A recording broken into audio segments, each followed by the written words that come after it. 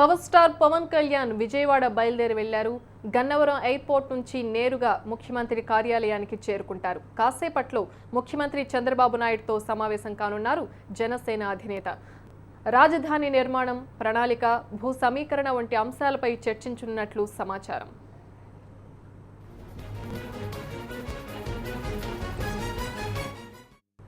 అంతకుముందు పవన్ కళ్యాణ్తో ఏపీ మంత్రి కామినేని శ్రీనివాస్ భేటీ అయ్యారు. ఏపీ సీఎం చంద్రబాబుతో ఇవాళ పవన్ కళ్యాణ్ భేటీ కానున్న నేపథ్యంలో చర్చించాల్సిన అంశాలపై ఇరువురు నేతల మధ్య చర్చ జరిగినట్లు సమాచారం. సీఎంతో భేటీకి సంబంధించి అమరావతి ఆహ్వాన పత్రిక అందించినప్పుడే నిర్ణయించామని తెలిపారు. షూటింగ్ల కారణంగా చంద్రబాబుతో భేటీ ఇంతకాలం వాయిదా పడిందని అన్నారు. రాజధాని నిర్మాణం, బృహత్ ప్రణాళిక, భూ సమీకరణ తదితర అంశాలపై చర్చించనున్నట్లు పేర్కొన్నారు.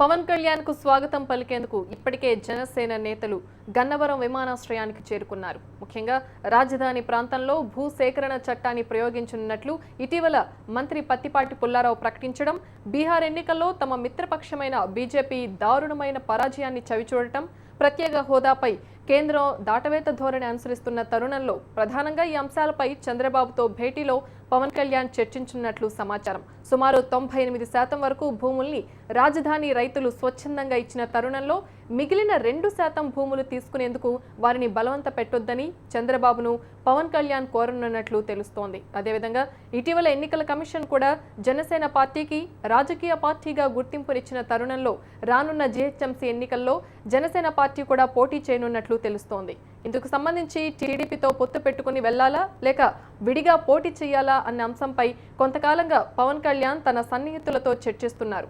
దీనిపై కూడా భేటీలో స్పష్టత వచ్చే అవకాశం ఉంది. దీంతో పాటు అమరావతి నిర్మాణానికి సంబంధించి తర్వాత దశలను గురించి కూడా పవన్ చంద్రబాబుతో చర్చించబోతున్నారు. వీటితో పాటు ప్రత్యేక హోదా గురించి కేంద్రంపై ఒత్తిడి పెంచేందుకు అనుసరించాల్సిన వ్యూహంపై కూడా వీరిద్దరూ చర్చించే అవకాశాలు కనిపిస్తున్నాయి.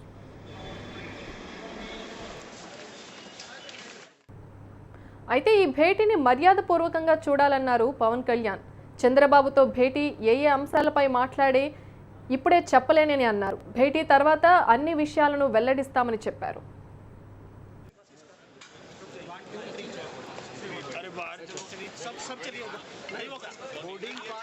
बोर्डिंग पास है